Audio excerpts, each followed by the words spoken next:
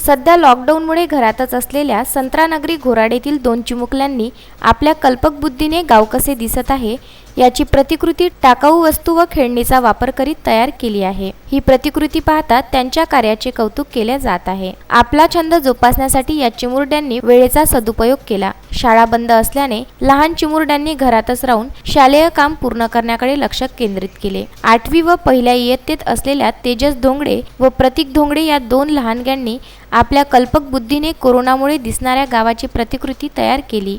यात हुबेहूब दिवसा व रात्रीला गाव कसे दिसतात याचे चित्र निर्माण केले आहे। यासाठी त्यांनी LED बल्ब व बॅटरीचा वापर केला आहे। त्यांच्यातील कलाकौशल्य पाहता कौतुकाची बाब ठरत आहे। सगळं हड्ड्यापासून बनवलं आहे। ह्याच्यात नाही का एक गार्डन दिलाय, एक पार्क दिलाय आणि पोलीसवाले सगळे बाहेर आहे चौकात। आणि कोरोनाच्या नाही का सगळेजण घरात असले ना, सगळे कामावर जात नाही कोणीच आणि सगळे खाली दिसत आहे। त्याच्यामुळे घरात सगळे लोक आहे, मुलं पण घरात आहे। फक्त शेती करणारा शेतकरीच फक्त शेतात आहे। आणि ते लाईट लावले आहे, इकडे पवनचक्की बनवली आहे आणि ट्रेन पण थांबले आहे, गाड्या पण थांबल्या, फक्त ॲम्ब्युलन्स आणि पोलीसच्या गाड्या आहेत। अभय बेदमोहता, विदर्भ न्यूज, वर्धा।